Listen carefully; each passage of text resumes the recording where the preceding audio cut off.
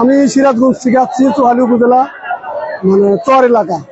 এখানে আসলে অবস্থান করার কারণ আমরা 24 ঘন্টা ডিউটি করি, আমাদের বেতন মাত্র 6,500 টাকা। সরকারের 70 প্রকারের কাজ আমরা করি ইউনিয়ন পরিষদে, কিন্তু আমাদের বেতন নাই। আমাদের দাবি একটাই, জাতীয়করণ। আমরা যদি কাজ করতে পারি সরকার আমাদের বেতন দেবে না কেন? এটাই আমাদের দাবি, আর কোনো দাবি নেই।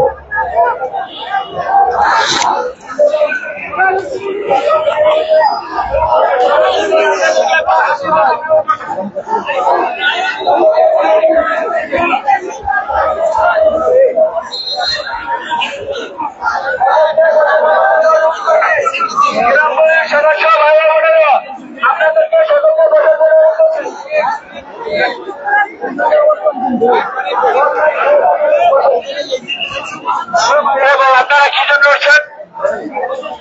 আপনারা কি জন্য আসছেন?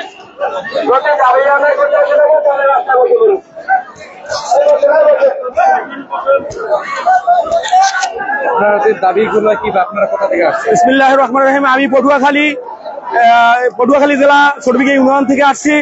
আমাদের দাবি, আমাদের প্রাণের দাবি, আমাদের 6,500 টাকা বেতন দেয়, আমাদের তাতে সংসার চলে না। আমাদের ছেলে মেয়ে ভালো স্কুলে লেখাপড়া করতে পারে না। আমাদের অনেকের ছেলে মেয়ে বিকলাঙ্গ হয়ে গেছে এবং আবু সাইদ ভাইয়ের মতো আমরা রাজপথে জীবন দিয়ে দেব। তবুও আমাদের সন্তানদেরকে যেন আমাদের সন্তানরা বলবে যে আমার বাবা আমাদের জন্য রাজপথে জীবন দিয়েছে, আমাদের বাবা আমাদের জন্য রাজপথে জীবন দিয়ে দিয়েছে। তারপরে আমার বাবা জীবনে কষ্ট করছে, সেই কষ্ট উপলব্ধি করতে পেরে বিদায় আমাদেরকে লেখাপড়া করাতে পারে না বিদায় আজকে আমাদের বাবা মৃত্যুবরণ করেছে। তারপরেও তাদের দুঃখ থাকবে না।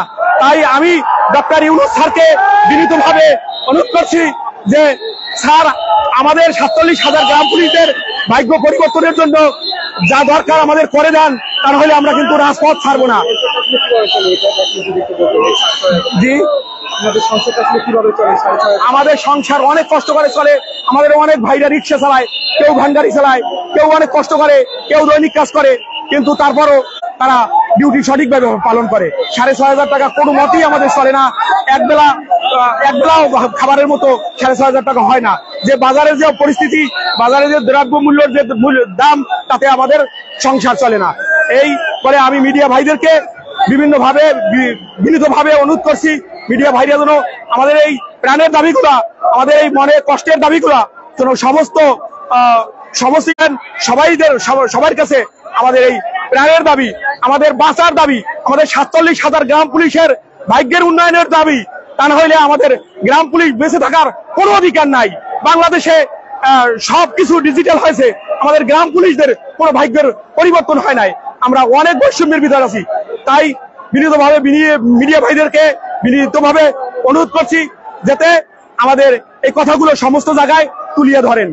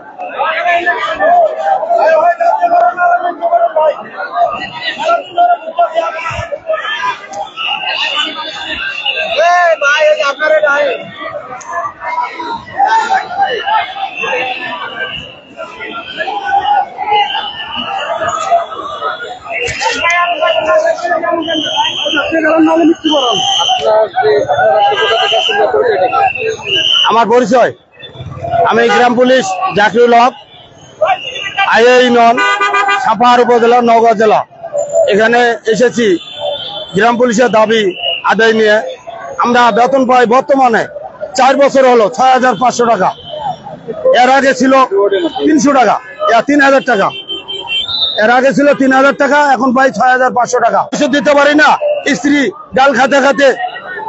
আমার স্ত্রী এই অবস্থায় আছে। আমার মা ভাই কিছুদিন আগে অসুখ হয়েছিল, প্যারালাইসিস। আমি হাসপাতালে নিতে পারিনি টাকার অভাবে। শেষে বেচারে ধুকে ধুকে মারা গেল প্রায় মাস 3 পর। এত নির্যাতনের মধ্যে আছি। দয়া করে আমাদের জাতীয় বেতন স্কেল হাইকোর্টের রায় এটা বহাল করলে আমরা 2টো ডাল ভাত খেয়ে বাঁচতে পারবো। এটা হলো 20তম গ্রেড ঝাড়ুদারের স্কেল। এটা হলো ঝাড়ুদারের বেতন।